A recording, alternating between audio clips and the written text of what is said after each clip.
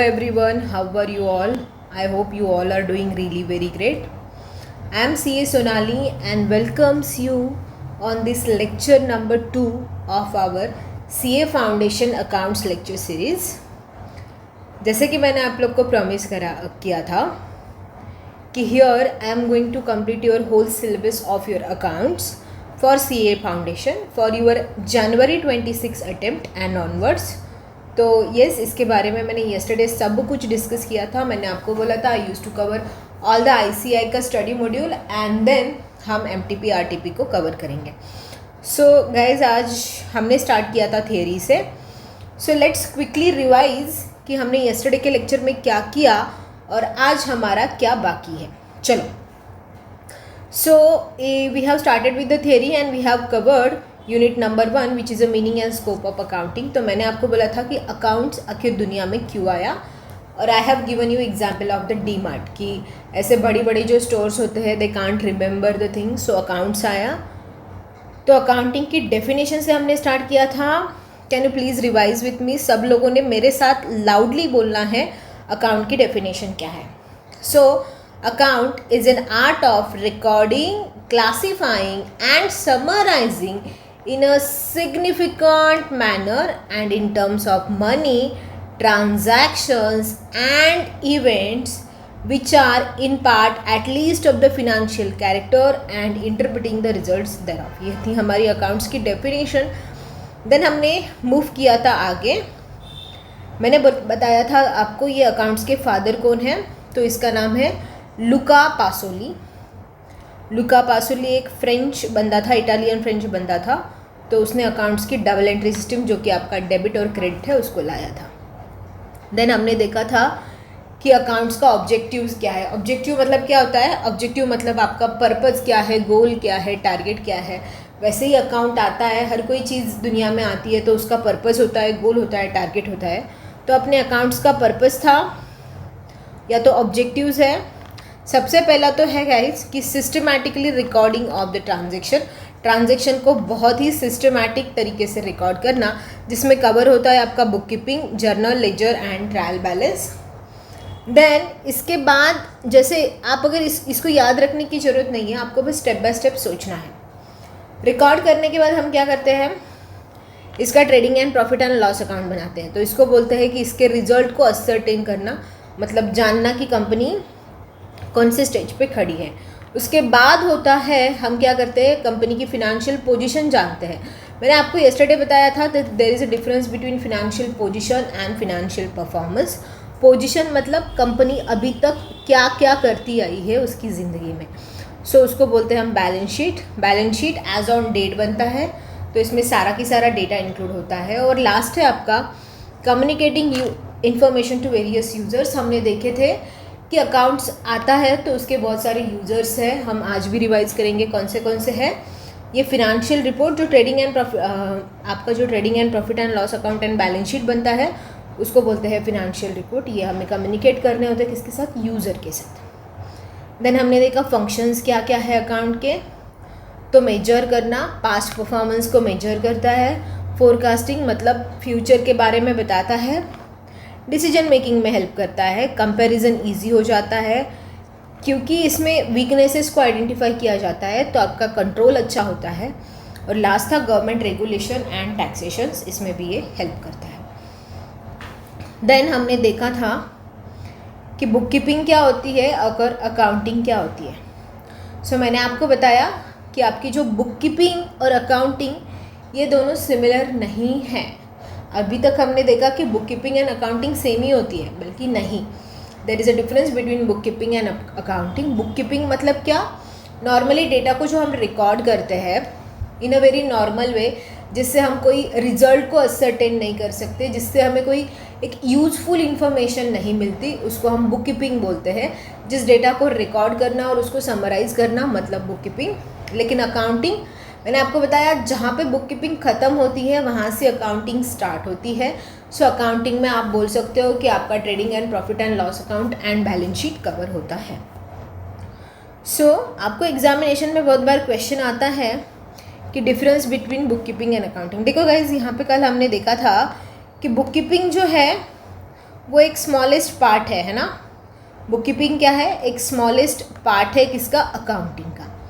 Then bookkeeping, accounting bookkeeping को cover करके होता है और फिर सबसे बड़ा होता है आपका अकाउंटेंसी। तो चलो देखते हैं difference between your book keeping and accounting. कौन से डिफरेंस थे। बुक कीपिंग में आप उन्होंने बोला था कि it is a process concern with recording of transaction. हाँ जी हाँ, जर्नल लेजर ट्रायल बैलेंसेस में कवर होता है। It is a process concern with summarising the recorded transaction, जैसे कि आपका P&L एंड बैलेंस शीट है। It constitute base of accounting. Yes, accounting, क्योंकि हम जर्नल लेजर ट्रायल बैलेंस से ही अपने फिनेंशियल रिकॉर्ड बनाते हैं, तो इसको हम अकाउंटिंग का बेस बोलेंगे। लेकिन अकाउंटिंग क्या है, अकाउंटिंग लैंग्वेज है बिजनेस की। देन इसमें बोला है book keeping, financial statement do not form part of this process. Financial statement of course इसके पार्ट नहीं होते हैं बिकॉज ये डेटा को जस्ट रिकॉर्ड करता है, लेकिन फिनेंशियल स्टेटमेंट इसके पार्ट होते हैं। देन है बुक कीपिंग में कि मैनेजर बुक कीपिंग के बेसिस पे डिसीजन नहीं ले सकते, लेकिन येस अकाउंटिंग के बेसिस पे, क्योंकि हमारे हाथ में प्रॉफिट एंड लॉस अकाउंट होता है तो हम डिसीजन ले सकते हैं। देन बोला है देयर इज़ नो सब field of book keeping, but हमने देखा अकाउंटिंग की सब फील्ड होती है। और financial position of business can not be ascertain through book keeping, but yes financial position of business is ascertain through accounting. Financial position, मैंने कल आपको पोजीशन और परफॉर्मेंस के बारे में डिफरेंस बताया था, राइट। चलो सब फील्ड्स देखते हैं। देखो जैसे हर इसकी सब फील्ड होती है। जैसे आप अगर पढ़ने आते हो तो लेट्स अज्यूम करो आपने ले लिया कि कॉमर्स लिया, तो आपके पास ऑप्शंस बहुत सारे होते हैं। वैसे ही अकाउंट्स में भी बहुत सारे ऑप्शंस हैं। जो हम पढ़ रहे हैं उसको बोलते हैं फिनेंशियल अकाउंटिंग। एक होता है मैनेजमेंट अकाउंटिंग, जो कि मैनेजर को इम्पॉर्टेंट होता है। इंटरनली ऑडिटिंग भी बोलते हैं इसको, इंटरनल अकाउंटिंग भी बोलते हैं, कि जो कंपनी के अंदर होती है, इसका डेटा आपके बाहर नहीं आता। देन होता है कॉस्ट अकाउंटिंग। कॉस्ट अकाउंटिंग मतलब एक प्रोडक्ट, लेट्स अज्यूम करो अगर मैं पेन बना रही हूँ तो पेन की कॉस्ट निकालने के लिए जो अकाउंटिंग होती है उसको कॉस्ट अकाउंटिंग बोलते हैं। Then social responsibility accounting, and then आता है आपका ह्यूमन रिसोर्स अकाउंटिंग। देन एक क्वेश्चन बनता है who all are users of accounting. Guys हम अकाउंटिंग तो करते हैं, बट इसको यूज़ कौन करता है, तो चलो देखते हैं। सबसे पहले तो है इन्वेस्टर्स। इन्वेस्टर्स क्यों इंटरेस्टेड होते हैं आपके फिनेंशियल स्टेटमेंट में, बिकॉज उन्होंने इन्वेस्ट किया है तो they should got to know कि उनको अपना पैसा वापस कब मिलेगा, इसलिए इन्वेस्टर्स। देन होता है आपके एम्प्लॉयज़ को देखो हर किसी को अपनी ग्रोथ बहुत इंपॉर्टेंट होती है, तो एम्प्लॉयज़ शुड नो कंपनी कैसे काम कर रही है ताकि वो अपनी ग्रोथ को जान सके। देन होते हैं लेंडर्स, जैसे कि बैंक्स वगैरह, उनको पता होना चाहिए अगर उन्होंने पैसे दिए तो आप दोबारा उनको कब लौटाओगे। Then suppliers and creditors. Suppliers मतलब the person who use to supply us the raw material, so वो लोगों को पैसा टाइम पे मिलना चाहिए, तो इसीलिए वो लोग इंटरेस्टेड होते हैं। देन कस्टमर्स, ऑफकोर्स कस्टमर को पता होना चाहिए कि कंपनी कैसे काम कर रही है, कैसे चल रही है। गवर्नमेंट अपना टैक्सेशन में और बहुत सारी सब्सिडी वगैरह गवर्नमेंट देता है, उसके लिए उसको फिनेंशियल स्टेटमेंट की ज़रूरत होती है। Then public and then management, तो आपको ये ध्यान में रखना है। देन मैंने आपको बोला था relationship with account with other discipline, ये इसको याद करने का सिंपल तरीका है। आप अकाउंट के साथ साथ पढ़ रहे हो लॉ, तो अकाउंट्स के रिलेशनशिप लॉ के साथ है। आप इसके साथ पढ़ रहे हो इकोनॉमिक्स, तो अकाउंट की रिलेशनशिप इकोनॉमिक्स के साथ है। आप इसके साथ मैथमेटिक्स पढ़ रहे हो तो अकाउंटिंग की रिलेशनशिप मैथमेटिक्स के साथ है। आप स्टैटिस्टिक्स पढ़ रहे हो तो अकाउंटिंग का रिलेशन स्टैट के साथ भी है। और एक और होता है मैनेजमेंट, उसके साथ भी अकाउंट का रिलेशनशिप है। I hope this all point is clear to you all. Then हमने देखा कि लिमिटेशंस क्या क्या होते हैं। देखो लिमिटेशंस में मोटा मोटी बता दूँ तो सबसे पहला तो हमने देखा था कि जो चीज़ मनी में मेजर होती है वही हम अकाउंट्स में रिकॉर्ड करते हैं। इसलिए अगर मेरे पास लॉयल एम्प्लॉय बेस है, लॉयल कस्टमर बेस है, तो वो मैं अकाउंट में रिकॉर्ड नहीं कर सकती। It is a one of the limitation. Then balance sheet अपना पोजीशन एज ऑन डेट दिखाता है, उसके बाद का पोजीशन अगर आपको जानना है तो आप नहीं जान सकते। It is a one of the limitation. Then अगर कोई इन्फ्लेक्शन वगैरह होता है तो अकाउंटिंग उसको इग्नोर करता है। देन क्योंकि there is a multiple policies, देखो कल मैंने एग्जांपल दिया था SLM मेथड और WDV method of your depreciation, तो इसकी वजह से क्या होता है, दो CA मिल गए तो दोनों में कॉन्फ्लिक्ट होने का चांसेस होता है कि भाई एक बोल रहा है मुझे ये नहीं अच्छा लग रहा, वो बोल रहा है मुझे ये नहीं अच्छा लग रहा, तो it's a conflict between each other. Then guys accounts में बहुत सारी चीज़ें पर्सनल जजमेंट पे डिपेंड होती हैं, जैसे कि डेप्रिसिएशन के लिए कौन सी मेथड लगाना है, देन प्रोविजन कितना बनाना है, देन इसमें से डाउटफुल डेट कितना रखना है. This all things is depend on personal judgement. इसकी वजह से मैनिपुलेशन होने के चांसेस बहुत ज़्यादा होते हैं. देन है financial statement consider those asset which can be express in the monetary terms. हाँ जी, मैंने आपको बताया अकाउंटिंग में ओनली मॉनिटरी ट्रांजैक्शंस रिकॉर्ड होते हैं, नॉन मॉनिटरी ट्रांजैक्शन नहीं रिकॉर्ड होते.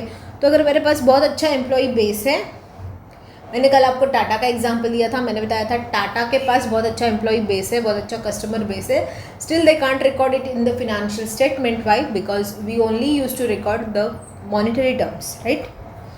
देन कि different accounting policies of treatment same item and probability of the manipulation. Same item के लिए बहुत बार डिफरेंट अकाउंटिंग पॉलिसीज है, तो मैनिपुलेशन के चार्जेस बहुत रहते हैं.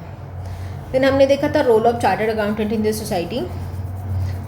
एक बहुत ही रिस्पेक्टफुल जॉब होता है. गोथे ने बोला था एक फेयरेस्ट इन्वेंशन है आपके ह्यूमन माइंड का. अकाउंटेंट के पास बहुत अच्छा एजुकेशन होता है, उसके पास अच्छी ट्रेनिंग होती है, एनालिटिकल माइंडसेट होता है, तो वो क्या करता है कि सोसाइटी के ग्रोथ में हेल्प करता है. और हमने देखा था कि बहुत सारे एरियाज़ है जहाँ पे अकाउंटेंट सर्विस देता है, जैसे कि maintenance of books of account, statutory audit, internal audit, taxation है आपका, मैनेजमेंट अकाउंटिंग कंसल्टेंसी सर्विसेज है, फिनेंशियल एडवाइसेस है, अदर सर्विसेज. ये मैंने आपको बताया कंपनी स्टार्ट होने से लेके कंपनी लिक्विडेट होने तक की सारी सर्विसेज कौन देता है? आपका चार्टर्ड अकाउंटेंट देता है. आई होप यहाँ तक तो हम रिवाइज ही कर रहे थे. अब हम स्टार्ट करेंगे आपके unit number 2, that is accounting concept, principles and conventions. Again a very very important unit.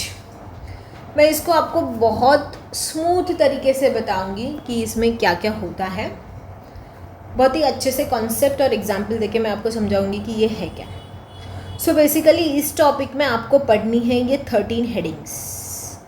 आप सब लोग इस हेडिंग को ऐसे नोट कर लेना जैसे मैंने इसको नोट किया है, ठीक है.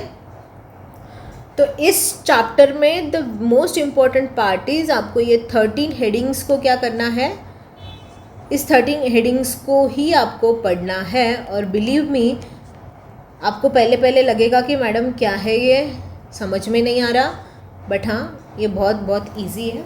चलो वन बाय वन हम ये 13 हेडिंग्स को आज ही कंप्लीट करने का ट्राई करेंगे. देखो इसमें मेनली ये 13 हेडिंग्स मैंने डिवाइड की है 3 पार्ट्स में. सो सबसे पहला पार्ट है कि अकाउंटिंग अजम्पशंस. सो अजम्पशन मतलब क्या होते हैं, इसमें मैंने 3 चीज़ें डाली है, 1 2 3, और ये है अजम्पशंस. अकाउंटिंग अजम्पशन में 3 चीज़ें होती है. देन हमने देखा कि कन्वेंशंस, ये कन्वेंशन क्या होता है, इसमें भी मैंने 3 चीज़ें डाली है.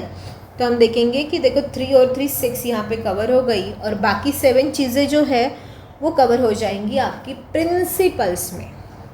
तो वन बाय वन मैं आपको बताऊंगी कि ये होता क्या है.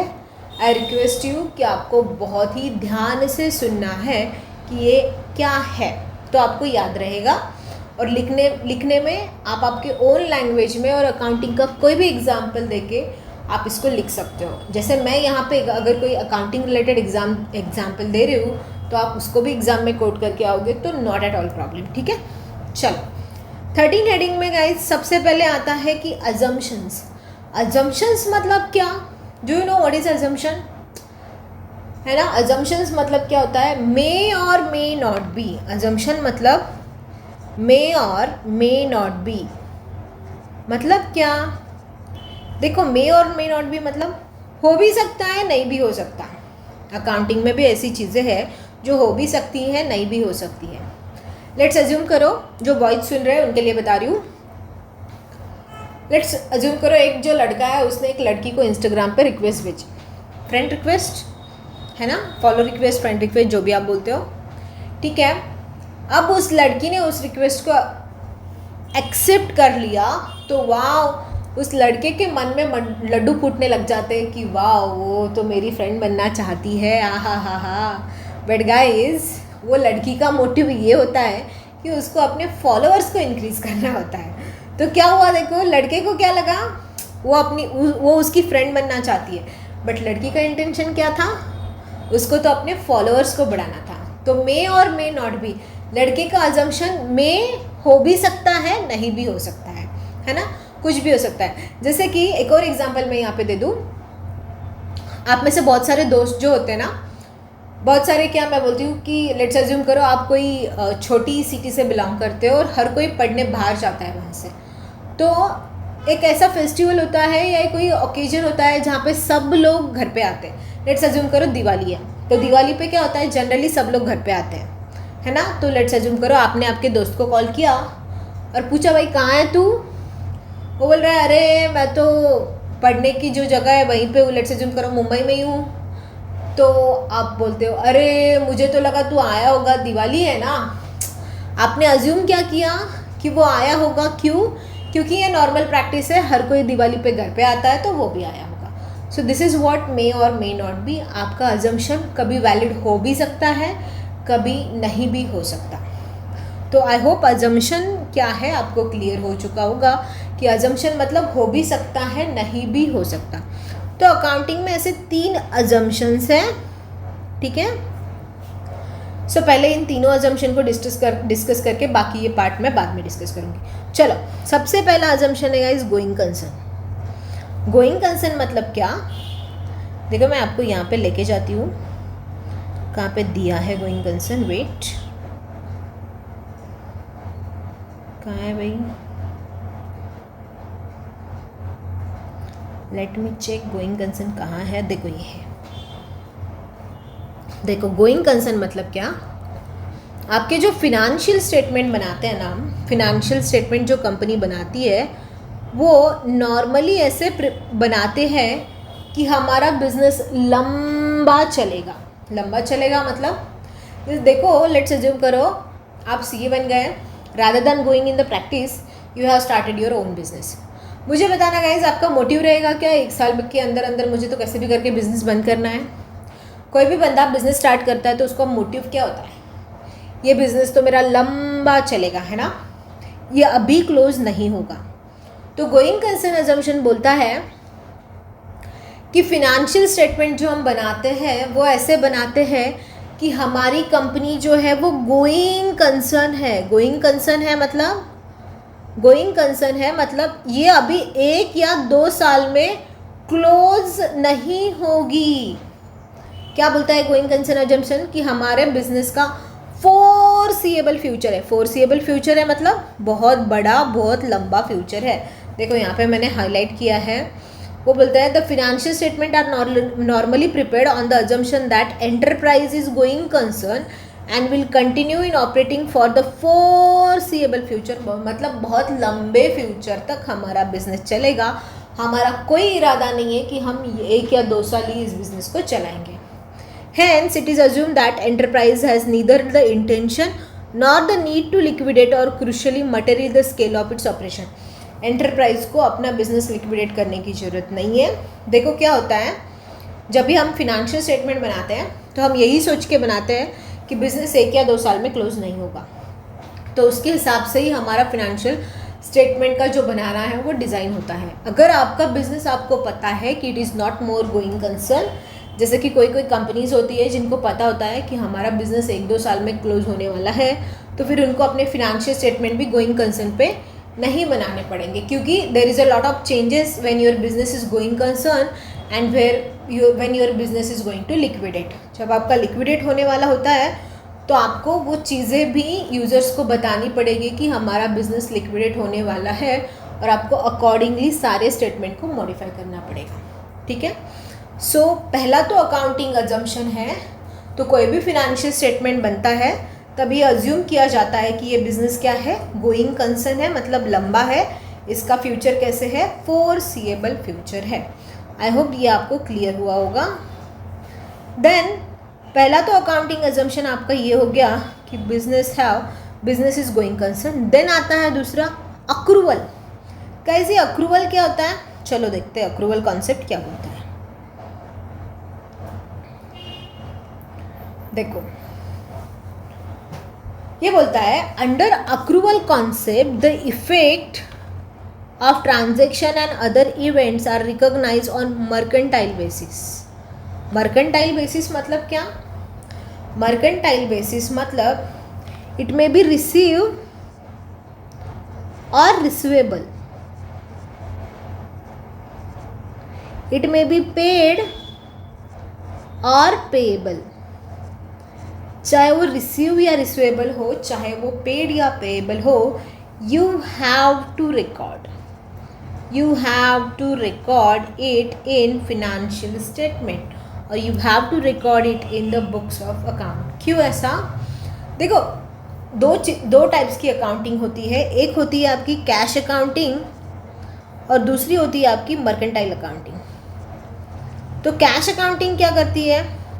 जब ये रिसीव हो गया ना, एक्चुअल में जब रिसीव हो गया या तो जब एक्चुअल में ये पेड हो गया ना, तभी इसको रिकॉर्ड करेंगे.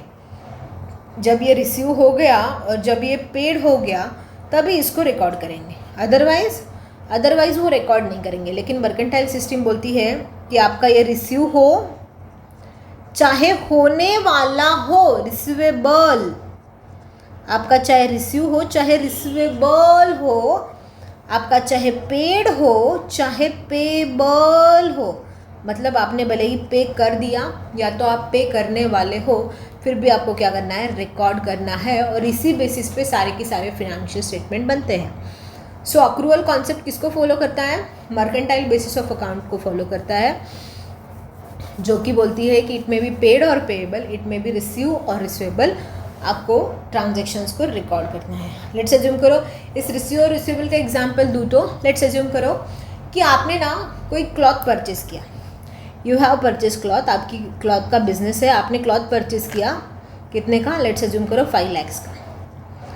और ये आपके प्रीमाइसेस में अभी आने वाला है, रिसीवेबल है, बट गाइड ट्रांजेक्शन तो हो गया. तो आज पर मर्केंटाइल सिस्टम ऑफ अकाउंटिंग आपको इसको रिकॉर्ड करना पड़ेगा. लेकिन यहाँ पे कैश सिस्टम होती तो तब हम इसको रिकॉर्ड नहीं करते. क्यों? क्योंकि रिसीवेबल है, मतलब आने वाला है. अब लेट्स अज्यूम करो आपने ये जो क्लॉथ खरीदा, अब इसका पैसा आपने ऑलरेडी दे दिया. इट्स ओके, दे दिया तो क्या है, आपको रिकॉर्ड करना है मर्केंटाइल में भी और कैश में भी. लेकिन अगर आपका पैसा देना बाकी होता तो मर्केंटाइल में तो आप रिकॉर्ड करते, लेकिन कैश में आप रिकॉर्ड नहीं करते. I hope what is the receive और रिसीवेबल और पेड और पेएबल क्या होता है, इसके बीच का डिफरेंस आप लोग को समझ में आया होगा. चलो चलते हैं आगे. देन है थर्ड अकाउंटिंग अजम्पशन है आपका consistency. There are 3 accounting assumptions. Question बहुत बार एग्जाम में आता है, अकाउंटिंग अजम्पशन कौन से हैं, तो आपको लिखना है गोइंग कंसर्न, कंसिस्टेंसी और अक्रूवल. तो ये कंसिस्टेंसी क्या होती है हम देखते हैं. चलो, कंसिस्टेंसी वाला अजम्पशन क्या बोलता है, चलो चलते हैं. 1 मिनट. ये अक्रूवल कहाँ है कंसिस्टेंसी? अरे एक सेकेंड देना मुझे. ये रहा कंसिस्टेंसी. देखो ये बोलता है in order to achieve comparability of the financial statement of an enterprise through time, the accounting policies are followed consistently from one period to another. A change in accounting policy only made in certain exceptional circumstances. ये क्या बोल रहा है? ये बोल रहा है कि अगर आप कोई अकाउंटिंग पॉलिसी फॉलो कर रहे हो, जैसे कि लेट्स अज्यूम करो, इसका सिंपल सा एग्जांपल दे दूँ कंसिस्टेंसी का मैं. लेट्स अज्यूम करो, देखो मैंने यहाँ पे लिखा है, अगर आप अच्छे से स्टडी करोगे तो आप क्या होगे, डेफिनेटली आप एग्जामिनेशन में पास हो जाओगे. कंसिस्टेंसी मैटर, हाँ भाई सीए कोर्स में कंसिस्टेंसी बहुत मैटर करती है. अगर आप स्टडी करोगे डेफिनेटली आप पास हो जाओगे. तो लेट्स अज्यूम करो ये कॉन्सेप्ट आपको बोलता है कि भाई आपने देखा होगा आपके डेप्रिसिएशन में there is a multiple method. तो हम लेते हैं, अगर आप WDV method of depreciation follow कर रहे हो तो guys you should follow this method consistently. Consistently मतलब हर साल इसी मेथड को फॉलो करो. जैसे कि आपने WDV मेथड से कोई एसेट को डेप्रिशिएट करना स्टार्ट कर दिया, आप WDV मेथड ही डेप्रिशिएट करना स्टार्ट करो।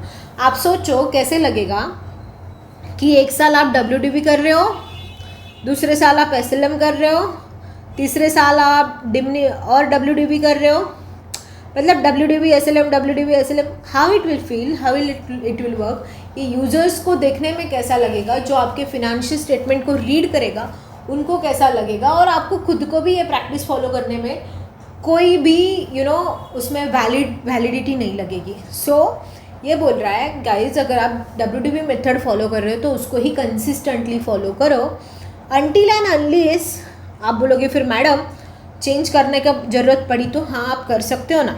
देखो चेंज करने की ज़रूरत पड़ी तो आप 3 केसेस में इसका चेंज कर सकते हो। देखो ये 3 केसेस उन्होंने दिए हैं। ये बोल रहा है an enterprise should change its accounting policy in the following circumstances only. कौन से हैं? To bring the books of account in accordance with issue accounting standard. अगर आपके अकाउंटिंग स्टैंडर्ड बोल रहे हैं कि आपको इसको चेंज करना पड़ेगा तो आपको चेंज करना है। दूसरा, लॉ को कंप्लाई करने के लिए, बिकॉज मैंने आपको बोला था कि लॉ सबसे ऊपर होता है, उसके नीचे अकाउंट्स आता है। तो अगर आपका लॉ बोल रहा है कि आपको WDV मेथड नहीं चलेगा, आपको मेथड चेंज करना पड़ेगा, तब आप चेंज कर सकते हो। और तीसरी चीज़ है, जब when under change circumstances it felt that new method will reflect a true and fair picture of the financial statement। जब लगता है कि हमारे फिनेंशियल स्टेटमेंट को हम क्या कर सकते हैं, बेटर प्रेजेंटेशन कर सकते हैं, तो इन 3 केसेस में आप अकाउंटिंग पॉलिसी को चेंज कर सकते हो। तो कंसिस्टेंसी कॉन्सेप्ट क्या बोलता है? कंसिस्टेंसी कॉन्सेप्ट बोलता है अगर आप एक अकाउंटिंग पॉलिसी स्टार्ट कर रहे हो फॉलो करना, तो उसी को आप फॉलो करो, कभी भी आप उठ के चेंज नहीं कर सकते।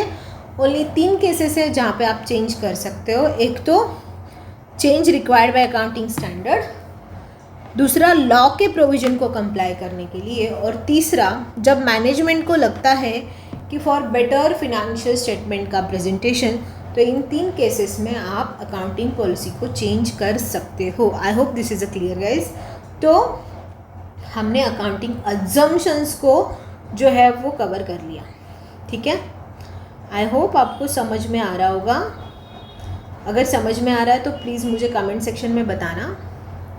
तो what all 3 are accounting assumption, going concern, consistency and accrual. Exam में क्वेश्चन बहुत बार आता है।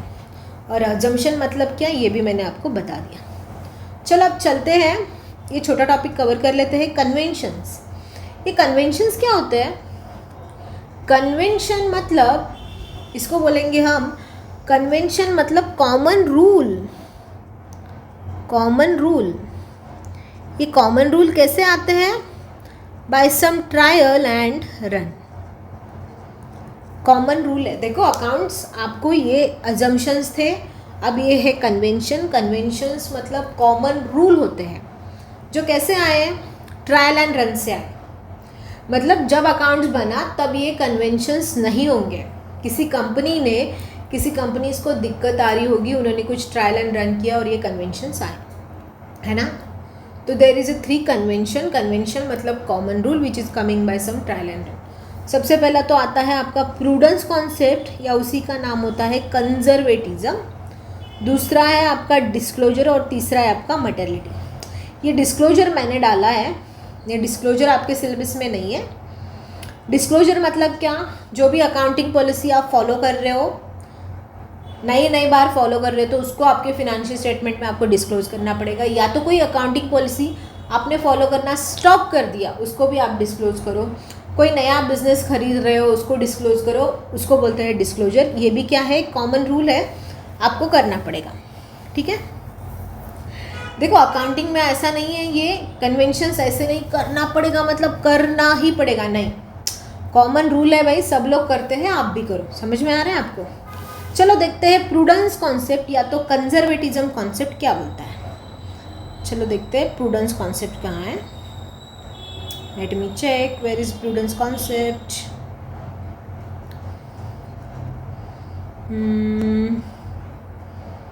मैचिंग है ये, तो ये हो गया, कॉस्ट चाहिए।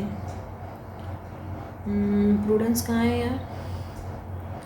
प्रूडेंस का नाम कंजर्वेटिज्म है। कौन से नाम से? देखो कंजर्वेटिज्म, देखो कंजर्वेटिज्म कॉन्सेप्ट क्या बोलता है। गाइस मुझे एक बात बताना, ये कॉन्सेप्ट समझाने से पहले मैं आपको एक छोटे एग्जाम्पल से बताना चाहती हूँ कि आखिर ये है क्या। ठीक है, लेट्स अज्यूम करो आपका ना अकाउंट्स का पेपर है। ओके, आपका अकाउंट्स का पेपर है और paper went very well, like wow paper गया। ठीक है, बहुत अच्छे से पेपर गया। मतलब मैं क्या करती थी, मेरे बारे में बताती हूँ। अगर मुझे बहुत अच्छा पेपर गया ना तो घर पे आके मैं एकदम चुप रहती थी, किसी को कुछ बताऊंगी नहीं, कुछ नहीं। कैसे था पेपर, कोई पूछेगा कैसे था, हाँ अच्छा था, इतना मैं जवाब दे के चुप बैठती हूँ। ठीक है, बट इन केस गलती से भी मुझे पेपर ख़राब जाता है तो मैं पता है कैसी थी, मैं घर पे आके रोना धोना स्टार्ट कर दी थी कि मेरा पेपर ख़राब गया, मेरा पेपर ख़राब गया, मे बी ये अटेम्प्ट में मेरा क्लियर नहीं हो पाएगा, मे बी मैं पास नहीं हो पाऊँगी। उस टाइप की लड़की थी मैं। और मुझे पता है मेरे जैसे बहुत सारे लोग होते हैं। अगर आपके साथ कोई चीज़ बुरी होने वाली है ना, मतलब आपको पता है पेपर ख़राब ही गया है, मैं पास नहीं होंगी, तो आप सबको चिल्ला के सारी दुनिया के बता दोगे कि भाई मेरा पेपर ख़राब गया। लेकिन गाइज वही पेपर आपको अच्छा जाता है ना, तो आपके मन में एक डर होता है, यार अच्छा तो गया बट पता नहीं ICAI है, मे भी नहीं निकलेगा, है ना। तो आप किसी को नहीं बताते। अगर कोई पूछता है तो आप बोलते हैं हाँ ठीक था, अच्छा था, पता नहीं, देखेंगे रिजल्ट आने पे, है ना। सो यही है आपका कंजर्वेटिज्म, या इसी का नाम है प्रूडेंस। ये क्या बोलता है पता है? ये बोलता है अगर कोई कंपनी है या कोई भी एंटिटी है, इसको अगर फ्यूचर में लॉसेस होने वाले हो, फ्यूचर में लॉसेस होने वाले हो, तो ये बोलता है लॉसेस को आप बता दो, चिल्ला के यूजर्स को डिस्क्लोज कर दो कि फ्यूचर में हमें लॉसेस होने वाले हैं। समझ में आ रहा है? फ्यूचर एंटीसिपेटेड लॉसेस को क्या करो, बता दो। फ्यूचर के लॉसेस की बात कर रही हूँ मैं, ठीक है। तो अगर कोई एंटिटी है जिसको फ्यूचर एंटीसिपेटेड लॉसेस है, पता है भाई कि कोई केस है जो हम हारने वाले हैं, तो बोल रहा है आपको लॉस होने वाला है, बता दो कि हम लॉस में जाएंगे। तो क्या होता है, यूज़र का माइंडसेट जो होता है वो प्रिपेयर होता है कि ठीक है कंपनी लॉस में जाने वाली है। लेकिन ये बोलता है आपके अगर फ्यूचर एंटीसिपेटेड प्रॉफिट हो, फ्यूचर एंटीसिपेटेड प्रॉफिट हो तो भैया किसी को मत बताना। फ्यूचर एंटीसिपेटेड प्रॉफिट हो तो भैया किसी को भी मत बताना। क्यों? देखो प्रॉफिट होता है ना, आप सोचो आपने कोई कंपनी में इन्वेस्ट किया है, सडनली आपको प्रॉफिट हुआ, तो एकदम अचानक से प्रॉफिट हुआ तो अरे ओके, आप तो बहुत खुश हो जाएंगे, वाह सोचा नहीं था बट हो गया, वाह। प्रॉफिट को आदमी जल्दी से एक्सेप्ट करता है, लेकिन वही आपको सडनली लॉसेस हो गए, ओ माय गॉड, आप उसको गालियाँ देना चालू करते हो, अरे क्या कंपनी है, पहले बताया नहीं, ऐसे नहीं वैसे नहीं, मेरे तो पैसे बर्बाद हो गए, मेहनत की कमाई है, ऐसा है वैसा है ना। सो गाइस यही कॉन्सेप्ट बोलता है, कंजर्वेटिज्म कॉन्सेप्ट बोलता है फ्यूचर एंटीसिपेटेड लॉसेस सभी को बता दो, लेकिन फ्यूचर एंटीसिपेटेड प्रॉफिट किसी को मत बताओ। चलो देखो क्या बोलता है ये। Conservatism state that the accountant should not anticipated any future income को एंटीसिपेट मत करो। However they should provide all the possible losses, लेकिन सारे के सारे लॉसेस को क्या करो, बता दो। ठीक है, I hope this is a clear. So convention क्या है, एक कॉमन रूल है, हर कंपनी का कॉमन रूल होता है कि फ्यूचर में अगर कोई प्रॉफिट है तो वो बताएंगे नहीं, लेकिन लॉसेस है तो बता दो। ये कैसे आया होगा, तो आप ही सोचो, ये कोई किसी कंपनी ने ना फ्यूचर के लॉसेस बताए नहीं होंगे और फिर यूज़र बहुत परेशान हो गए होंगे, इसलिए तब से कॉमन रूल बना और तब से ये कॉन्सेप्ट आया, एक कन्वेंशन आया जिसका नाम है कंजर्वेटिज्म या तो प्रूडेंस। डिस्क्लोजर मैंने बता दिया। चलो चलते हैं, what is the materiality. Guys ये मटेरियलिटी कॉन्सेप्ट है ना, ये आप बहुत अच्छे से पढ़ोगे जब आप CA एंटर में ऑडिट पढ़ोगे। ठीक है, ये मटेरियलिटी कॉन्सेप्ट बहुत अच्छे से पढ़ोगे तब जब CA एंटर में आप ऑडिट पढ़ोगे। लेकिन यहाँ पे मैं आपको बता दूँ मटरलिटी मतलब क्या। तो materiality means something which is going to change your business decision. Let me go on concept, give me a second. आया देखो मटरलिटी। तो मटरलिटी क्या होती है, देखो यहाँ पे लिखा है मैंने, materiality is something which is going to change your business का डिसीजन। मटरलिटी एक ऐसी चीज़ है जो आपके बिजनेस को डिसीजन को चेंज करती है। कैसे चेंज करती है, चलो मैं आपको एक एग्जाम्पल के साथ समझाती हूँ।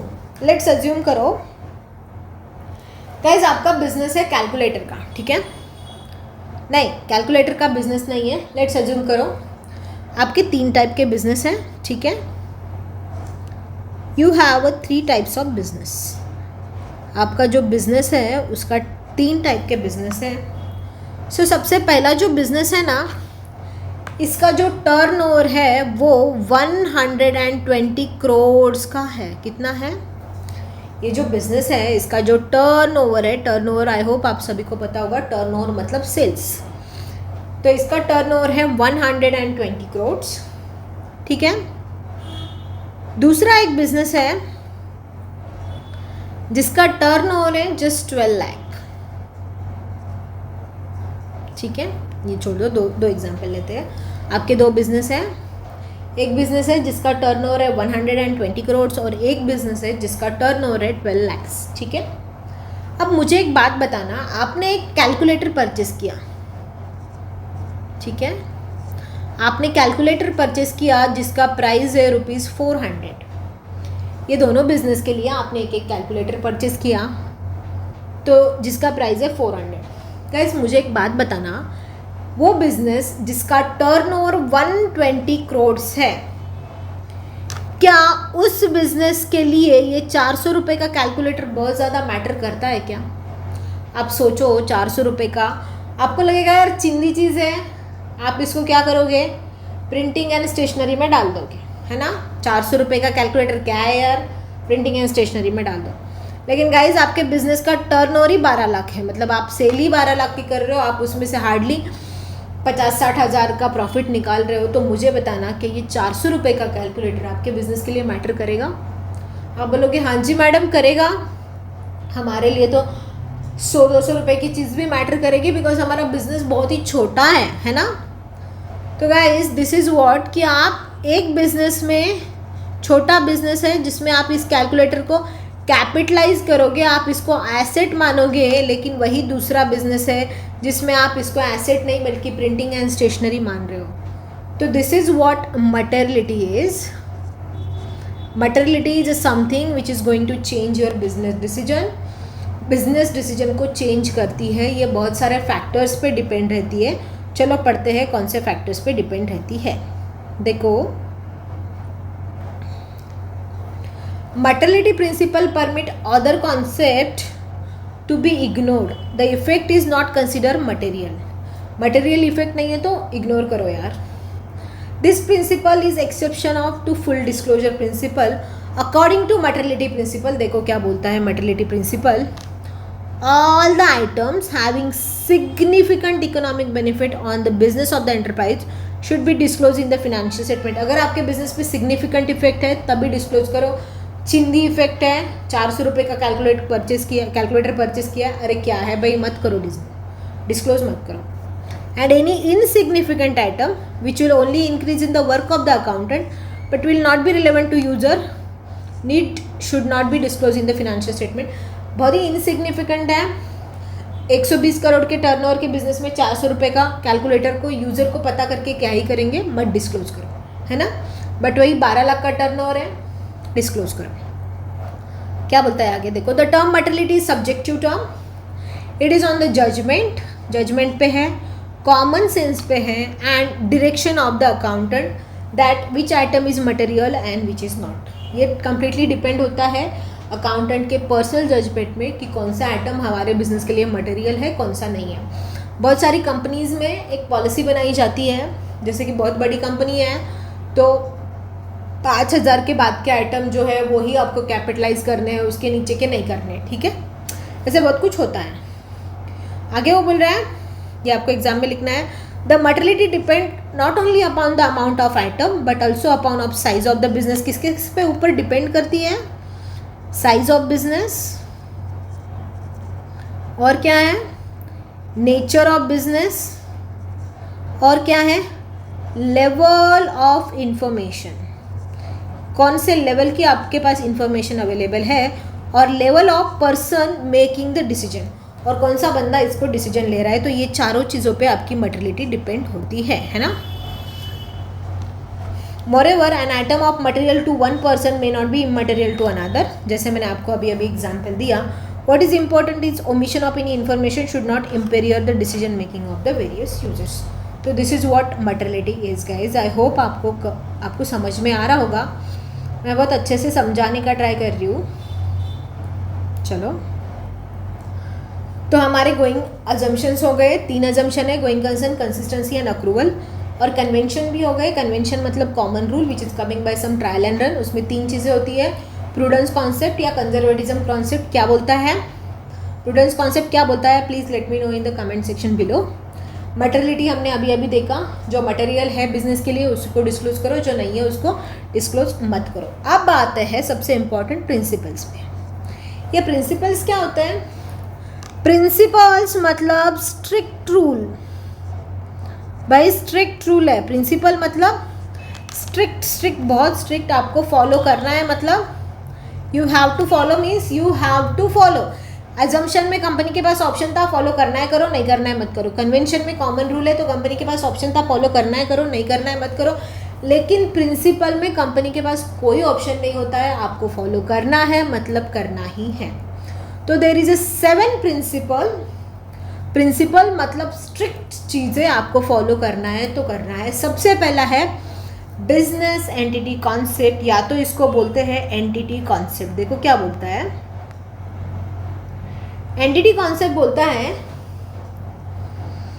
ये क्या बोलता है सिंपली. लेट्स अज्यूम करो, मैं आपको यहाँ पे एक एग्जांपल देती हूँ. अरे था यहाँ पे, मैंने फालतू में कट किया. वेट, लेट्स अज्यूम करो, मैं आपको एक एग्जांपल देती हूँ. आपने ना एक नया बिजनेस स्टार्ट किया, ठीक है. बिजनेस स्टार्ट करते ही आपको उस बिजनेस में प्रॉफिट हुआ कुछ 5 लाख का, ठीक है. लेट्स अज्यूम करो नया बंदा है. नाम क्या लूँ मैं? रौनक, ठीक है. एक रौनक नाम का बंदा है जिसने नया बिजनेस स्टार्ट किया है, ठीक है. बिजनेस स्टार्ट करते ही पहले साल उस बंदे को प्रॉफिट हुआ 5 लाख का and is very happy. Unexpected profit हुआ. मुझे आके बोल रहा है मैडम मैंने तो 1-2 लाख एक्सेप्ट किया था क्योंकि बहुत ही इनिशियल स्टेज का बिजनेस था, बट मेरा 5 लाख का प्रॉफिट हो गया. I said wow great. But ये रौनक ने क्या किया पता है? जैसे ही 5 लाख का प्रॉफिट हुआ ये चला गया गोवा, और गोवा ट्रिप पे इसने 4 लाख उड़ा दिए. अब इसके पास 1 लाख ही बच रहा है.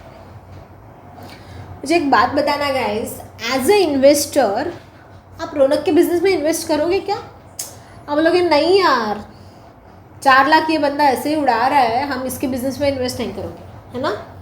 इसीलिए ऐसी चीज़ों को अवॉइड करने के लिए ये बिजनेस एंटिटी कॉन्सेप्ट आया या एंटिटी कॉन्सेप्ट आया. ये क्या बोलता है? आपका जो बिजनेस है ना और ये जो ओनर है ना, ये दोनों डिफरेंट पर्सन है. That is business and owner is not same. भले ही मेरे ही पैसे हो, मैंने ही बिजनेस स्टार्ट किया हो, बट स्टिल बिजनेस एक अलग पर्सन है और ओनर एक अलग पर्सन है. ये जो रौनक है जिसने गोवा ट्रिप पे 4 लाख उड़ा दिए और 1 लाख ही बिजनेस का प्रॉफिट दिखा रहा है, ये ऐसा नहीं कर सकता. एक्चुअल में बिजनेस का प्रॉफिट 5 लाख है, रौनक का 4 लाख अपना पर्सनल एक्सपेंसेस है. ये बिजनेस में से माइनस नहीं कर सकता. ऑफकोर्स ये 5 लाख तो रौनक की ही जेब में जाने हैं, बट आप बिजनेस में से इसको नहीं दिखा सकते कि मैंने 4 लाख का गोवा ट्रिप किया. ये कोई बिजनेस एक्सपेंसेस नहीं है. बिजनेस में ओनली बिजनेस रिलेटेड एक्सपेंसेस ही आएंगे. अदर देन बिजनेस अगर आप पर्सनल कुछ खर्चे कर रहे हो तो बिजनेस में ये एक्सेप्ट नहीं होंगे. सो इसीलिए ये कॉन्सेप्ट आया बिजनेस एंटिटी कॉन्सेप्ट, जो बोलता है business is a different and owner is a different. I hope clear हो गया होगा. देखो यहाँ पे पढ़ो क्या बोल रहा है, यही आपको एग्जाम में लिखना है. Entity concept keep the business separate from its owner. In the way, the entity concept helps to ascertain how much amount of money is due to the owner inform the point, capital and share of the profit earned. अरे sorry, मैं कुछ गलत पढ़ रही हूँ. In the way, the entity concept help to ascertain how much amount of money is due to the owner in form of his capital and share profit earned. जितना owner को देना बनता है हम देंगे, लेकिन ओनर अपने पर्सनल एक्सपेंसेस इसमें से खर्चा नहीं कर सकता. It also help to perform accounting from point of view of the business and not from the owner. Business के जब भी इसके बाद जब भी हम अकाउंटिंग करेंगे, हम पॉइंट ऑफ व्यू लेंगे बिजनेस का, ना कि ओनर का. For example, if person runs a business and pays money from his own pocket for his sons school fee, it will not be constitute as a transaction in the books of account. However, if the person withdraw money from the business to pay his son's school fee, which constitute transaction to be recorded in the books of business as amount withdrawn by owner. समझ में आ रहा है आपको? I hope ये clear होगा. ये भाई rule है, आपको स्ट्रिक्ट प्रिंसिपल है, आपको फॉलो ही करना पड़ेगा. दूसरा है मनी मेजरमेंट कॉन्सेप्ट. बहुत सिंपल है, चलो चलते हैं मनी मेजरमेंट कॉन्सेप्ट पे. ये बोलता है मनी मेजरमेंट कॉन्सेप्ट बोलता है only those transaction can be recorded in the accounts which can be converted into the monetary terms. कौन से मॉनेटरी टर्म्स? मतलब भैया जो पैसे में कन्वर्ट हो सकते हैं. अगर पैसे में कुछ चीज़ कन्वर्ट नहीं होती तो आप अकाउंट्स में उसको रिकॉर्ड नहीं कर सकते. जैसे कि हमने अकाउंट्स में देखा था लिमिटेशन में, आपके पास बहुत अच्छा लॉयल आपका एम्प्लॉई बेस है, बहुत अच्छा है वो कंपनी के साथ, आप उनको सैलरी पे कर रहे हो, वो तो आप कर ही रहे हो, बट एडिशनली आपको लगता है यार ये मेरी कंपनी के एसेट है, I should show this in the balance sheet, but you can't show guys because it can't be calculated in the monetary terms. So money measurement concept बोलता है only those transaction which can be measured in terms of money are recorded. Since money is a medium of exchange and the standard of economic value, this concept requires that those transactions alone that are capable of being measured in terms of money only be recorded in the books of account. यही आपको exam में भी लिख के आना है. I hope this is a clear guys. Next है आपका पीरियोडिसिटी कॉन्सेप्ट. देखो क्या बोलता है, चलो आते हैं इस कॉन्सेप्ट पे.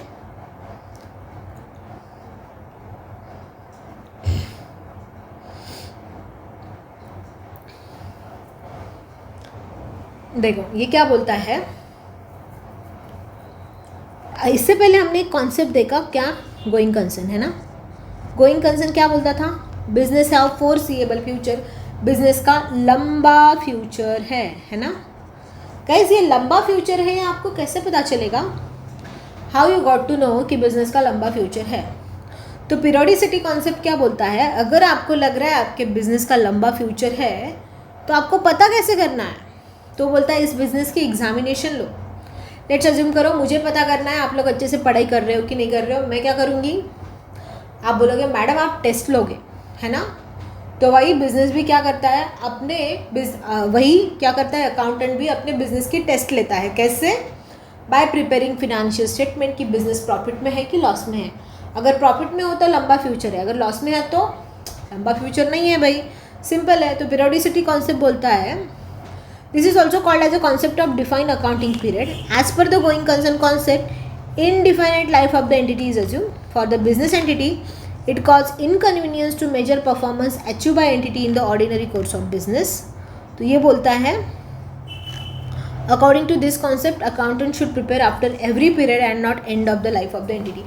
आपके financial statement आपको हर साल के end में बनानी चाहिए, एंड ऐसा नहीं कि जब बिज़नेस बंद करना है तब. तो इसीलिए हम financial statement banana her year and पे हर बिज़नेस को फिनेंशियल स्टेटमेंट बनाना मैंडेटरी है. क्यों? क्योंकि इस प्रिंसिपल की वजह से. ओके, नाउ नेक्स्ट है मैचिंग कॉन्सेप्ट. चलो देखते हैं मैचिंग कॉन्सेप्ट क्या बोलता है. कहाँ है भाई matching? Give me a second. देखो आया.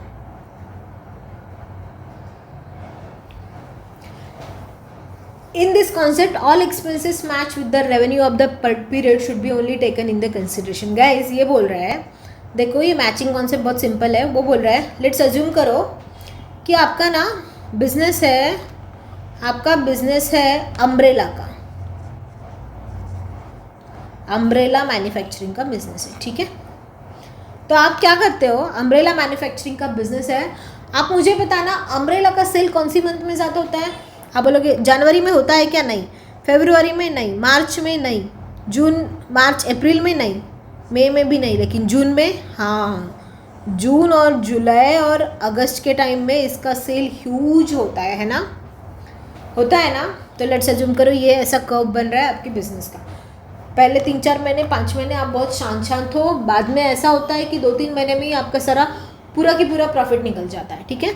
सो ये बोल रहे हैं भाई ये 3 मंथ है ना, इसमें जो इनकम हुआ इसके रिलेटेड एक्सपेंसेस जो है आप पिछले साल के या पिछले मंथ्स के मत दिखाना, इसके रिलेटेड एक्सपेंसेस भी इसी मंथ के दिखाना। समझ में आ रहा है। तो ये बोलता है कि रेवेन्यू का period should be match with the expenses का period. In this concept all expenses match with the revenue of that particular period should be taken in the consideration. उसी पीरियड का अगर रेवेन्यू दिखा रहे हो तो उसी पीरियड के एक्सपेंसेस दिखाओ, पहले के दिखा के आपका प्रॉफिट डिक्लाइन करके हमें पागल बनाने का ट्राई मत करो, यही गवर्नमेंट का कहना है। I hope this is a clear guys. Next है आपका, नेक्स्ट कॉन्सेप्ट पे आते हैं which is your cost concept और रियलाइजेशन कॉन्सेप्ट। दोनों कॉन्सेप्ट बहुत रिलेटेड है, मैं आपको साथ में ही समझाऊंगी कि कॉस्ट कॉन्सेप्ट क्या बोलता है और उसी के साथ में आपको बताऊंगी कि रियलाइजेशन कॉन्सेप्ट कैसे कॉस्ट कॉन्सेप्ट से मैच करता है, ठीक है। चलो देखते हैं कॉस्ट कहाँ है, ये रहा। देखो ये कॉस्ट कॉन्सेप्ट क्या बोलता है, लेट्स अज्यूम करो, मैं आपको एक सिंपल एग्जांपल देती हूँ। मेरा बिजनेस स्टार्ट हुआ, ठीक है। इन 2020 I have started with the business. मैंने एक 2020 में अच्छा बिजनेस स्टार्ट किया, और जब ये बिज़नेस स्टार्ट किया ना, मेरे पास उसी साल में बहुत अच्छा प्रॉफिट हो गया था, तो मैंने एक बिज़नेस के लिए लैंड भी परचेस करी, ठीक है, जिसका प्राइस था 20 लाख, ठीक है। 2020 में मैंने बिज़नेस स्टार्ट किया, लैंड परचेस करी जिसका प्राइस था 20 लाख। अभी 2020 का मेरा बैलेंस शीट बना होगा, थोड़ा सा छोटा कर लेती हूँ इसको, है ना। 2020 का मेरा बैलेंस शीट बना होगा, राइट। इस बैलेंस शीट के एसेट साइड में यहाँ पे दिख रहा होगा लैंड 20 लाख का, है ना जी, दिख रहा होगा। गाइज अभी आज का डेट है 2025, ओके। हम खड़े हैं आज 2025 में, और इस लैंड की जो कीमत है वो 1 करोड़ है। इस लैंड की जो वैल्यू है वो 1 करोड़ है, ओके। मैंने 2020 में जब लैंड परचेस करा उसका वैल्यू था 20 लाख। आज के दिन में इस लैंड की जो वैल्यू है वो 1 करोड़ है। 2025 का बैलेंस शीट मैं बना रही हूँ। गाइज मुझे आप बताना मैं इसको कितना इस बैलेंस शीट में दिखा सकती हूँ। कोई बोलेगा मैडम आज के डेट में मार्केट वैल्यू क्या है, मैंने बोला 1 करोड़, दिखा दो 1 करोड़। बट नहीं, मैं ऐसा नहीं कर सकती। क्यों नहीं कर सकती? Because of this concept. Cost concept क्या बोलता है? सोनाली तूने लैंड कब परचेस किया? 2020 में। क्या आज के टाइम में बेचने जा रही है? मैंने कहा नहीं, बेचूंगी तो नहीं। फिर तू इसको 20 लाख में ही रिकॉर्ड कर, भले ही इस लैंड की वैल्यू 10 करोड़ क्यों ना हो जाए, भले ही इस लैंड की वैल्यू 10 करोड़ क्यों ना हो जाए, you have to record this land in a 20 lakh only. Why? Because of cost concept. ये बोलता है इन्फ्लेक्शन को इग्नोर करो until and unless you realize it, ठीक है। तो कॉस्ट कॉन्सेप्ट क्या बोलता है? आपकी एसेट कैसे रिकॉर्ड होनी चाहिए? हिस्टोरिकल कॉस्ट पे या तो परचेज प्राइस पे ही। सॉरी नॉइज आ रहा है, देखो यहाँ पे पढ़ते हैं क्या बोल रहा है। By this concept the value of asset is to be determine, value of asset is to be determine on the basis of historical cost. In other word acquisition cost, या तो इसी को हम बोलते हैं purchase price. Although there are various measurement based, accountant traditionally prefer this concept with interest of the objectivity. Accountant को यही क्या करना पड़ेगा? रिकॉर्ड करना पड़ेगा। Now इसी के साथ है गाइस ये रियलाइजेशन कॉन्सेप्ट। ये भी क्या बोलता है जल्दी जल्दी मैं बता देती हूँ। अब आपका क्वेश्चन आया होगा फिर मैडम इसको मैं कब रिकॉर्ड करूँ? इसको मैं 1 करोड़ में कब रिकॉर्ड करूं? बेटा अगर इसी 2025 में मुझे इस लैंड को बेचना है, मुझे क्या करना है, लैंड को अभी सेल करना है ना, तो तब मैं इसको 1 करोड़ में रिकॉर्ड कर सकती हूँ और बाकी का जो प्रॉफिट है वो रियलाइज कर सकती हूँ। तो देखो कॉस्ट कॉन्सेप्ट बोलता है कि आपकी एसेट आपको हिस्टोरिकल कॉस्ट या एक्विजिशन प्राइस पे ही रिकॉर्ड करना है, लेकिन हम इसको जब रियलाइज करेंगे तब हम इसको एक्चुअल प्राइस पे ला सकते हैं। आई hope this is a clear guys. देखो रियलाइजेशन कॉन्सेप्ट को करो, पढ़ो क्या बोलता है। It closely follow the cost concept. Any change in value of an asset is to be recorded only when business realized. जब business realize करेगा तभी आप इसको रिकॉर्ड करोगे। When an asset is recorded at historical cost of 5 lakh and even if its current cost is 15 lakh, such changes is not counted unless certainty that such change will be materialized. However, accountants follow a conservative path. They try to cover all probable losses but do not count any probable gain. ये कौन सा concept बोलता है आपको? Prudence. I hope this is a clear guys. और अपना एक last point बच रहा है, चलो देखते हैं कौन सा है। कहाँ है यार? यस ये हो गया, ड्यूअल एस्पेक्ट। ये ड्यूअल एस्पेक्ट क्या बोलता है? बहुत ही सिंपल है, यहीं पे बता देती हूँ मैं आपको, बाद में आप पढ़ लेना। ड्यूअल एस्पेक्ट कॉन्सेप्ट बोलता है कि every debit have equal and opposite credit. ये बोलता है कि हर डेबिट को इक्वल एंड अपोजिट क्रेडिट होना चाहिए। अकाउंटिंग में आपने देखा होगा, आपका अभी तक आपकी प्रैक्टिस रही होगी तो आपने देखा होगा आपका बैलेंस शीट टैली हो जाता है। कैसे टैली हो जाता है? किसी ने सोचा? गाइज क्योंकि हम एवरी ट्रांजेक्शन के 2 इफेक्ट देते हैं। अगर आपका इनकेस टैली नहीं हो रहा है, इसका मतलब आपकी टीचर आपको बताते हैं क्योंकि बेटा में भी आप कोई इफेक्ट देना भूल गए होंगे, है ना। सो ड्यूअल एस्पेक्ट कॉन्सेप्ट बोलता है every debit have equal and opposite credit. अगर एक चीज़ डेबिट हो रही है तो दूसरी चीज़ डेफिनेटली क्रेडिट होगी, यही अकाउंटिंग का रूल है। सो देखो ये ड्यूअल एस्पेक्ट कॉन्सेप्ट क्या बोलता है। चलो आ जाते हैं, इसको भी एक बार पढ़ लेते हैं। Give me a minute. कहाँ गया रे? रियलाइजेशन है ये रहा देखो। This concept is core of double entry book keeping. Every transaction have 2 aspect. क्या बोल रहा है वो? It increase 1 asset, decrease another asset. एक एसेट बढ़ रही है तो दूसरी कम हो रही है। कैसे? लेट्स अज्यूम करो आपने फर्नीचर परचेस किया। आपने क्या किया? You have purchase furniture. आपने एक फर्नीचर परचेस किया। फर्नीचर परचेस करने पे क्या हुआ? आपके बिजनेस में फर्नीचर आ रहा है ना। Furniture is coming in your business, but आपके बिजनेस से क्या जा रहा है? आप बोलोगे मैडम कैश जा रहा है। तो एक एसेट कम हो रही है तो दूसरी एसेट बढ़ रही है, राइट। और बोल रहे हो increase an asset simultaneously increase liability. कोई एसेट बढ़ जाती है तो लायबिलिटी भी बढ़ जाती है। लेट्स अज्यूम करो आपने बैंक से लोन लिया। लोन लेते ही आपके बिजनेस में कैश तो आया, बट आपके बिजनेस से क्या इंक्रीज हुआ? आपका लायबिलिटी भी इंक्रीज हुआ, है ना। Decrease 1 asset, increase another asset. Decrease वही मैंने जो फर्नीचर का एग्जांपल दिया वही ले लो। Decrease 1 asset, decrease the liability. कोई एसेट में डिक्रीज हो रहा है, अल्टीमेटली लायबिलिटी में, जैसे कि आपने लोन जो है वो पे कर दिया। लोन पे कर दिया तो कैश कम हो जाएगा, कैश कम हो जाएगा और लायबिलिटी भी क्या हो जाएगा? कम हो जाएगा। Increase 1 liability, decrease other liability. एक लायबिलिटी बढ़ रही है तो दूसरी लायबिलिटी कम हो रही है। ऐसे बहुत सारे एग्जाम्पल्स इन्होंने दिए हैं। तो ये लास्ट में यही कहना चाहते हैं कि every debit have equal and opposite credit. I hope this is a clear guys. अभी इसमें क्या बच रहा है? तो देखो मोटा मोटी आपको इसमें से थियरी वाला टॉपिक आएगा। थियरी वाली अगर आता है तो ये 13 हेडिंग में से आपको हेडिंग लिखने आएगी। मेनली आता है क्वेश्चन अकाउंटिंग अजम्पशंस क्या होते हैं, देन प्रूडेंस कॉन्सेप्ट को या मटेरियलिटी कॉन्सेप्ट को बताओ, ये 2-2 मार्क के लिए आते हैं। प्रिंसिपल्स क्या होते हैं। I hope everything I have covered in this lecture.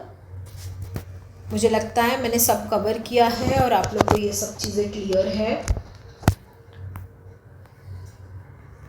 कुछ भी नहीं है ऐसा जो बच रहा है। ये छोटी छोटी चीज़ें हैं, give me a minute.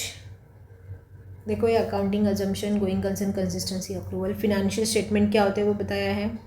Qualitative characters क्या है, अंडरस्टैंडेबिलिटी, रिलेवेंस, रिलायबिलिटी। ये आप एक बार पढ़ लेना, आपको समझ में आ जाएगा, ठीक है। So this is what done with your topic. I hope आपका हो गया होगा। चलो एक बार ट्रू एंड फॉल्स कर ले क्या। ऑलरेडी लिखा है, एक्चुअली मैं ये पढ़ा चुकी हूँ इसीलिए लिख दिया है। ट्रू एंड फॉल्स देखो क्या बोलता है। The concept helps in keeping business affair free from influence of the personal affairs is known as a matching concept. Matching concept है क्या?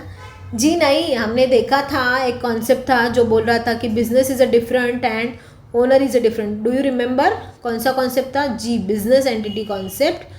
तो ये बोल रहा है कि बिजनेस को अलग करने के लिए जो अफेयर जो कॉन्सेप्ट लगाया जाता है वो मैचिंग है।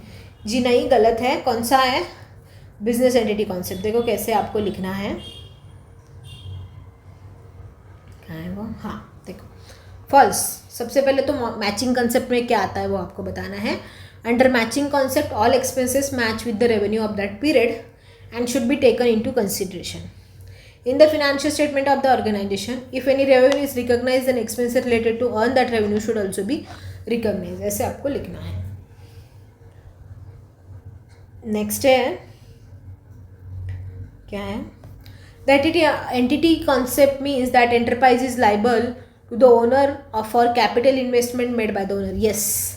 yes true है guys, क्योंकि हमने अभी अभी देखा बिजनेस एंटिटी कॉन्सेप्ट बोलता है कि भैया ओनर अलग है, बिजनेस अलग है।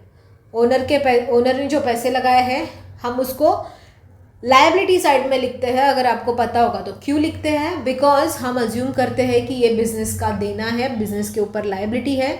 कौन सी कॉन्सेप्ट की वजह से? बिजनेस एंटिटी कॉन्सेप्ट की वजह से। तो ये ट्रू है। थर्ड है, accrual means recognization as money is receive और paid. Guys money is received और पेड, अक्रूवल की बात कर रहे हैं। And not of the revenue and cost as they are earn और इनक्लूड। अरे यार हमने देखा था, डू यू रिमेंबर? मैंने आपको बताया था दो टाइप के जो होते हैं अकाउंटिंग होती है, मर्केंटाइल और कैश। आपके मर्केंटाइल सिस्टम में अक्रूवल कॉन्सेप्ट आता है जो क्या बोलता है, इट मे बी रिसीव और receivable, it may be paid और payable, we have to record. ये बोल रहा है क्या, जब रिसीव्ड हुआ या पेड हुआ तभी रिकॉर्ड करेंगे। जी नहीं, रिसीवेबल है या पेएबल है फिर भी रिकॉर्ड करेंगे, तो ये फॉल्स है। देखो इसका आंसर कैसे लिखेंगे, false. Under accrual concept the effect of transaction and events are recognise on mercantile basis, that is when they occur, है ना, एंड नॉट कैश और cash equivalent. They are recorded in accounting record and reported in the financial statement of the period to which they relate. Right. Next here, the conservatism concept state that no change should be counted unless it has materialized. ऐसा बोलता है क्या conservatism concept? Conservatism concept का दूसरा नाम है क्या? Prudence. आपका प्रूडेंस कॉन्सेप्ट तो कुछ और ही बोलता है। क्या बोलता है प्रूडेंस कॉन्सेप्ट? कि फ्यूचर के एंटीसिपेटेड लॉसेस को रिकॉग्नाइज करो, प्रॉफिट को रिकॉग्नाइज मत करो, है ना। तो कंजर्वेटिज्म कॉन्सेप्ट या प्रूडेंस कॉन्सेप्ट बोलता है, तो इन्होंने बताया है conservatism concept state that no change should be counted unless it. अरे नहीं भाई, ये क्या बोलता है, रियलाइजेशन कॉन्सेप्ट अगर आपको याद हो तो वो बोलता है कि अगर आपकी चेंजेस मटेरियलाइज है तभी उसको क्या करो, आप काउंट करो। तो ये हो गया आपका फॉल्स। नेक्स्ट है the concept of the consistency implies non flexibility. अरे यार आपका वो बोल रहा है कंसिस्टेंसी कॉन्सेप्ट नॉन फ्लेक्सिबल है। नॉन फ्लेक्सिबल है क्या? नहीं ना गाइज, कंसिस्टेंसी कॉन्सेप्ट बोलता था आपको कि क्या बोलता था, do you remember consistency concept? ये बोलता था कि अगर आप एक अकाउंटिंग पॉलिसी फॉलो करना स्टार्ट करें तो उसी को फॉलो करो। लेकिन ये नॉन फ्लेक्सिबल है क्या? जी नहीं, ये फ्लेक्सिबल है। ये बोलता है चेंजेस आप कर सकते हो कब कब, जब change is required by law, change is required by accounting standard और management thinks for better financial statement का presentation. So this is also false बोलता है। नेक्स्ट है the materiality depend only upon the amount of item not upon the size of the business. अरे यार गलत है, ये तो हमने पढ़ा। Item, size, nature, level of information, level of person making decision, इन सब पे मटेरियलिटी डिपेंड होता है, राइट? सो ये भी फॉल्स है. नेक्स्ट है accrual basis of accounting is method of recording transactions by which revenue, cost and asset and liabilities are reflected in the account in the period in which actual receipt or actual payment made. नहीं भाई, accrual बोलता है it may be receive or receivable, it may be paid or payable, you have to record. so ये भी गलत है. I hope this is clear guys. मैंने इसके questions भी cover कर लिए हैं, तो ये आपको help ज़रूर करेगा. बाकी आपको एक बार चेक कर लेना है, रिवाइज करना है अच्छे से. अभी जो आता है आपका नेक्स्ट है बहुत इंटरेस्टिंग है, इसको बेटर है मैं नेक्स्ट वीडियो में ही कवर करूँ, ठीक है? So thank you so much guys. अगर आपको पसंद आ रहा है तो प्लीज़ लाइक करो, शेयर करो, सब्सक्राइब करो, आपके दोस्तों के साथ शेयर करो, तो मुझे मोटिवेशन मिलेगा कि मैं और ऐसे वीडियो जो है बनाऊँ और अपलोड करूँ. मैं ट्राई करूँगी कि पूरा जो है वन बाय वन हर कोई चीज़ मैं ICI के मटेरियल से अकाउंट्स रिलेटेड कवर करूँ, ताकि आपको एग्जामिनेशन में ये बेनिफिशियल हो. Thank you so much. Good bye.